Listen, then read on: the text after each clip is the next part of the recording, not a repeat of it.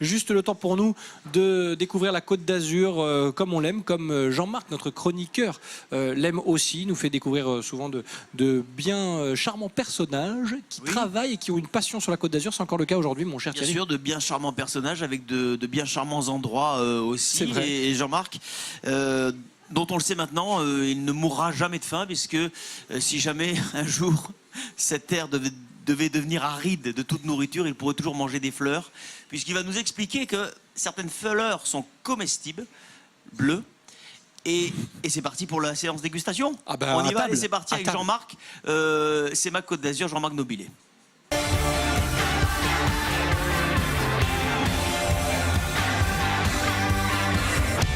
Nous sommes aujourd'hui à Gatière. Nous allons parler de fleurs, non pas de fleurs d'ornement, mais de fleurs comestibles. Bonjour Bernard Oda. Bonjour Jean-Marc. Nous sommes donc ici dans la propriété familiale. C'est ça. Racontez-nous un peu cette histoire familiale. Eh bien, en fait, ici, c'est la propriété de la famille Oda. Donc, Marius, mon grand-père, est arrivé ici en 1936. Et on est à la 3e génération et on est toujours dans l'agriculture, le maraîchage. Notre spécialité, entre autres, c'est les fleurs comestibles et fleurs aromatiques. Et aromatiques. Notre métier, en fait, c'est de faire pousser des fleurs comestibles, de les élever, de les récolter, de les emmener au conditionnement pour faire tout ce qui est la partie préparation, mise en barquette. Et bien sûr, c'est la commercialisation. Nos clients principaux, c'est la restauration et plutôt la restauration de haut de gamme, puisque aujourd'hui, les fleurs comestibles, c'est le haut de gamme, donc on le voit un petit peu moins dans le grand public. Mireille, donnez-nous quelques informations sur les plantes qu'il y a ici et peut-être des plantes comestibles qu'on peut avoir chacun dans son jardin ou sur son balcon. Donc je vais choisir, on a à peu près aujourd'hui une vingtaine de fleurs comestibles qu'on sélectionne sur leur goût essentiellement. Quelques-unes sont que déco, mais c'est beaucoup sur le goût. Donc là on va en prendre quelques-unes qui ont un vrai intérêt aromatique et que tout le monde peut avoir dans son jardin aussi. Donc là, par exemple, je vais vous faire goûter le bégonia. Bégonia, voilà. Donc la différence, les variétés. Ah oui, tout à fait. On est sur une vraie note citron. Ah oui. Très, très agrumes.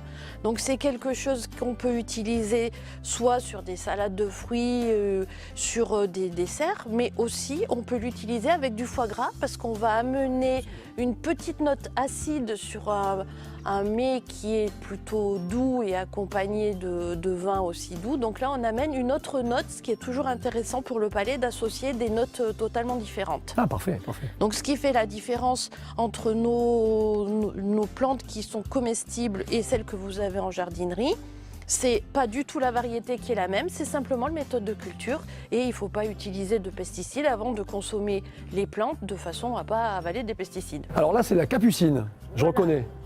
Autre fleur très intéressante d'un point de vue gustatif, je vous laisse goûter aussi. Oui, ça c'est le deuxième effet qui se coule, ça. Tout à fait. Là, on est sur des choses très puissantes, ce qui est étonnant par rapport à la fragilité de la feuille. Donc, on est wasabi, radis noir, voilà. Et là, on peut utiliser aussi les feuilles. Alors, un truc tout simple, vous découpez à l'emporte-pièce de la même taille que votre pain de mie pour vos toasts et dessus vous pouvez mettre des rillettes de saumon par exemple et vous allez avoir un toast que vous préparez à l'avance puisque le gras ne va pas passer dans le pain de mie. La fleur ne se croque pas comme les autres qu'on a vues, mais elle s'utilise comme un bouquet garni.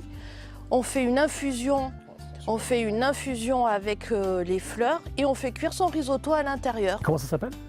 Tagette, c'est l'œillet d'Inde. D'accord. Donc en fait, on va amener une note curry, on va parfumer son eau qu'on va retrouver dans la cuisson, par exemple, de son risotto. Alors Gilbert Roda, vous êtes le patriarche de cette grande famille. Vous êtes heureux ? Aujourd'hui, oui. Aujourd'hui, alors, nous sommes des montagnards. Mon père, en 23, est parti de la Vésubie. Et puis l'eau va toujours à la mer, donc il est descendu vers la plaine, comme ça. Et là, bon, après avoir eu ici des vaches, des fruits et légumes, on s'est lancé dans la serre. Et dans la serre, il y a certaines évolutions qui font qu'aujourd'hui, il faut toujours être à l'écoute. Il faut avoir 3 sens en éveil permanent. Le nez, les esgourdes et les yeux. Parce que là, il faut toujours voir, il faut essayer de comprendre ce que le client cherche et souhaite. On est toujours après à l'affût pour chercher pour demain faire autre chose. On ne sait pas quoi, mais on réfléchit. Toujours avancer. Voilà, toujours avancer. Toujours. Merci de nous avoir reçus en tout cas. Jean-Marc Nobilet nous fait découvrir sa Côte d'Azur comme chaque semaine et c'est un plaisir. Une belle histoire familiale encore du côté de Saint-Jeannet cette semaine. Jean-Marc qui reviendra prochainement bien sûr en plateau dans la grande émission et qu'on retrouve toujours avec grand plaisir. Jean-Marc, c'est couleur Nice, bien évidemment.